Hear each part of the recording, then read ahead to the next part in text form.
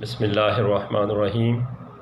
Korangi 48 be Karachi سے محترم نائب خان بھائی صاحب حاتم کریانہ اسٹور والے نے یہ سوال کیا ہے کہ میں بازار سے ایک چھری لایا، اس کے دستے میں 2 سوراخ ہیں۔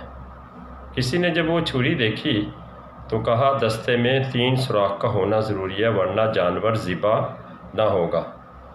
قرآن و حدیث میں ایسا کچھ ہے یا نہیں؟ شرعی رہنمائی کر دیں۔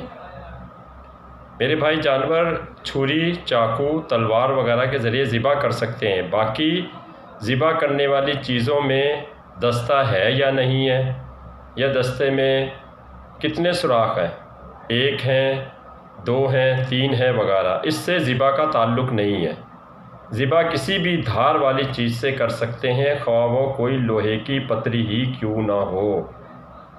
اعلیٰ حضرت رحمۃ اللہ تعالیٰ علیہ سے کسی نے سوال کیا کہ کیا پتری سے بھی جانور ذبح کر سکتے ہیں؟ تو آپ نے فرمایا جانور ذبح کر سکتے ہیں مگر اس پتری میں دھار بنی ہوئی ہونی چاہیے۔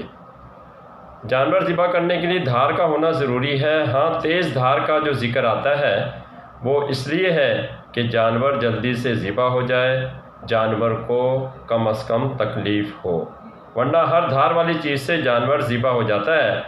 پہلے دور میں جب لوہے کے آلات کم تھے، لوگ پتھروں کو تراش کر اس کی یعنی کہ اوزار وغیرہ، چھری چاقو وغیرہ بناتے تھے اور اس کی دھار وغیرہ بناتے تھے اور اس سے جانور ذبح کرتے تھے۔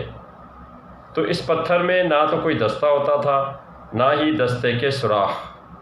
یہ سب جہالت کی باتیں ہیں، قرآن و حدیث میں اس کا کوئی ذکر نہیں ہے۔